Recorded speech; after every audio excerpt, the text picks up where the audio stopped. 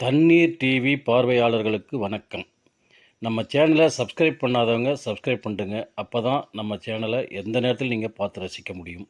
இன்று மார்ச் 9ஆம் தேதி தபேலா இசைக்கலைஞர் ஜாகீர் ஹுசேன் பிறந்த தினம்.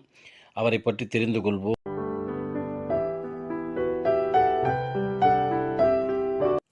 ஜாகீர் ஹுசேன் என்ற பெயரை கேட்டதும் உலகில் உள்ள அனைவருக்கும் நினைவில் வரும் இசைக்கருவி tabla.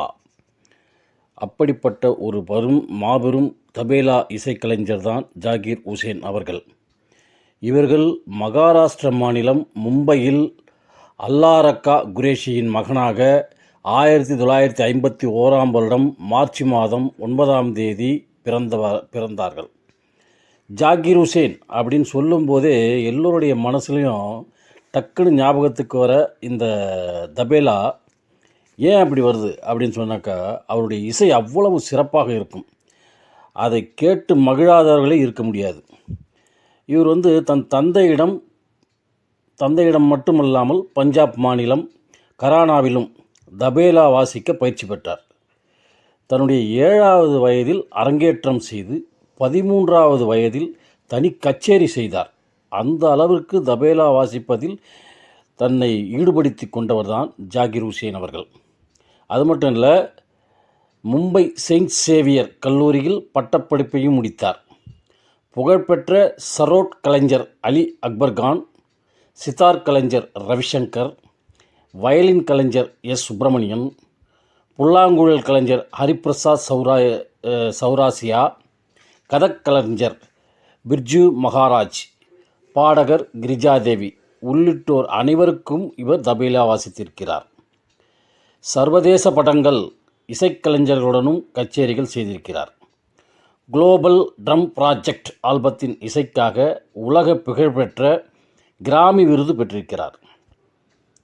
This moment, ஆஸ்ட்லி speak, Bairstow உள்ளிட்ட படங்களின் இசைக்காக சிறந்த சர்வதேச இசையமைப்பாளராக தேர்வானார்.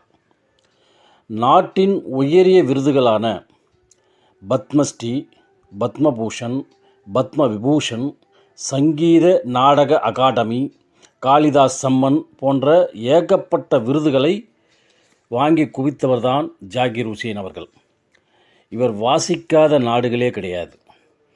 இவருடைய இசை, இந்த தபேலா இசையை கேட்டு கேட்டு ரசிக்காத ரசிகர்களே கிடையாது.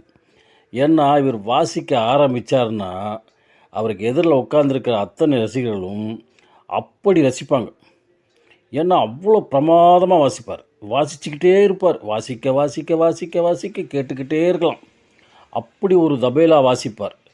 அந்த தபேலாவுக்கு இவ்வளவு முக்கியத்துவம் கொடுத்து அந்த வாசிப்பிலேயும் அனைத்து ரசிகர்களையும் கவர முடியும் என்பதை உணர்ந்து அதன்படி செயல்பட்டு தன்னுடைய திறமையை உலக மக்களுக்கு காட்டி எல்லோரையும் தன்வசப்படுத்தி இந்த தபேலா இசையை உலகம் முழுவதும் பரவச் செய்தவர். நாதஸ்வரம் பரவியது, மற்ற அனைத்து இசைக்கலைஞர்களும் வாசித்திருந்தாலும் இந்த தபேலாவுக்கு என்று ஜாகீர் ஹுசேன் மட்டும்தான் இருக்கின்றார் என்ற எண்ணத்தை உலக மக்களிடமே விதைத்தவர்தான் தபேலா இசையமைப்பாளர் ஜாகீர் ஹுசேன் அவர்கள்.